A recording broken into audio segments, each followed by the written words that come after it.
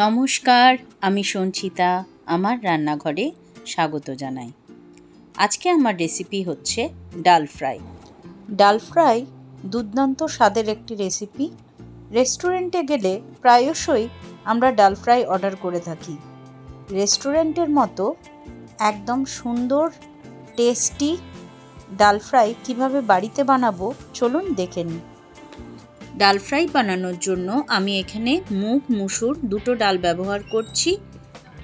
ডাল ফ্রাই বানানোর জন্য মুসুর ডাল যে পরিমাণে নেবেন তার ঠিক অর্ধেক পরিমাণে মুগ ডালটা ব্যবহার করবেন। এবারে ডালটাকে সুন্দর করে ধুয়ে জল দিয়ে আমি 15 মিনিট ভিজিয়ে রাখব। গরম ভাতের সাথে এই ধরনের ডাল ফ্রাই অসাধারণ লাগে। ডালটা 15 মিনিট ভিজে গেলে আমি কড়াইয়ের মধ্যে দুটো তেজপাতা আর হলুদ গুঁড়ো দিয়ে ডালটা প্রথমে সেদ্ধ করে নেব। খুব বেশি পরিমাণে এখানে জল দেব না। এখানে ডালটা আমি 80% পর্যন্ত কুক করে নেব।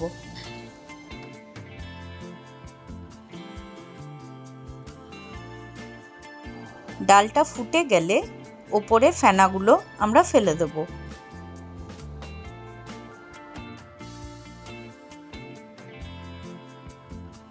ডালটা সুন্দরভাবে সেদ্ধ হয়ে গেছে। দেখুন, এর চেয়ে বেশি সেদ্ধ করব না, একটু গোটা গোটা থাকবে। এরপর চলে আসছি সেকেন্ড স্টেপে। কড়াইয়ের মধ্যে নিয়ে নিয়েছি 3 টেবিল চামচ সাদা তেল। ফোড়ন হিসেবে দিয়ে দিলাম গোটা জিরে হাফ টিস্পুন আর দুটো শুকনো লঙ্কা। এরপর দিয়ে দিচ্ছি কুচনো রসুন। রসুনটা একটু বেশি পরিমাণ অ্যাড করবেন। ডাল ফ্রাইয়ে রসুনের গন্ধটা খুব সুন্দর লাগে। এরপর দিয়ে দিলাম কুচনো আদা।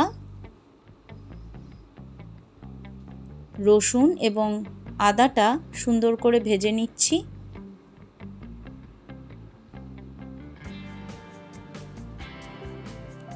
আদা ও রসুনটা ভাজা হয়ে গেলে এরপর এখানে অ্যাড করে দিচ্ছি দুটো মিডিয়াম সাইজের কুচনো পেঁয়াজ। পেঁয়াজটাকেও সুন্দর করে ভেজে নেব।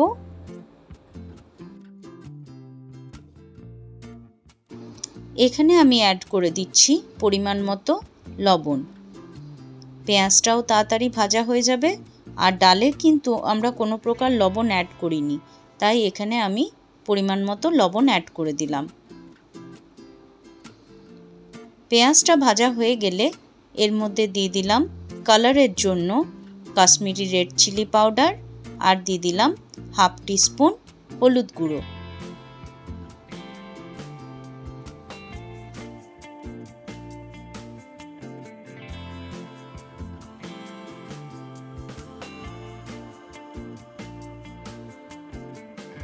এবার আমি দিয়ে দিলাম দুটো মিডিয়াম সাইজের টমেটো কুচি করে।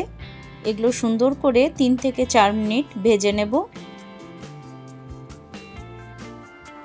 ডাল ফ্রাই বানানোর জন্য খুব বেশি মশলা ব্যবহারের প্রয়োজন নেই।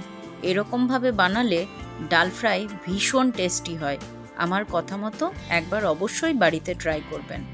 দেখুন, এখানে টমেটোগুলো গলে গেছে। এরপর সেদ্ধ করা ডালটা এর মধ্যে ঢেলে দিলাম। ডালটা সুন্দর করে মিশিয়ে নেব এবং 4 থেকে 5 মিনিট লো হিটে এটা রান্না করে নেব। আমি এখানে আর কোনো প্রকার জল অ্যাড করব না। এই রেসিপিটা অবশ্যই বাড়িতে বানাবেন এবং কেমন হয়েছে আমাকে কমেন্টে জানাতে একদম ভুলবেন না কিন্তু। যদি আমার রেসিপিগুলো আপনাদের ভালো লেগে থাকে তাহলে আমার চ্যানেলটাকে লাইক, শেয়ার আর সাবস্ক্রাইব করে দেবেন।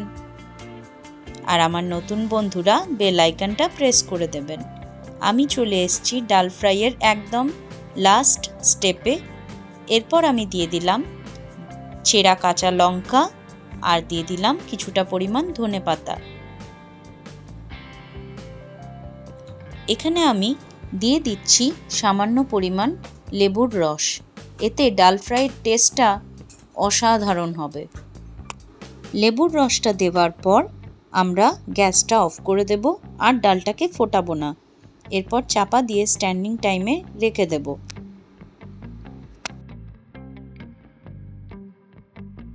এরপর একটা তড়কা প্যানের মধ্যে আমি কিছুটা পরিমাণ সাদা তেল নিয়েছি এবং ফোড়ন হিসেবে দিয়ে দিলাম কিছুটা গোটা জিরে, আর দিলাম কুচনো রসুন, একটা শুকনো লঙ্কা, আর দিচ্ছি কালারের জন্য কাশ্মীরি রেড চিলি পাউডার। সুন্দরভাবে এটা ভেজে নিয়ে ডাল ফ্রাইয়ের ওপর থেকে এটা ছড়িয়ে দেব।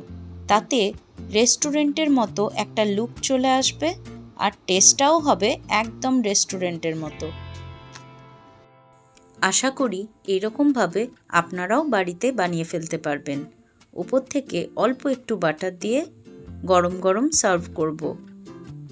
এটা আপনারা জিরা রাইস, প্লেন রাইস, রুটি বা পরোটার সাথে সার্ভ করতে পারেন। তাহলে আজকের মতো এখানেই শেষ করলাম।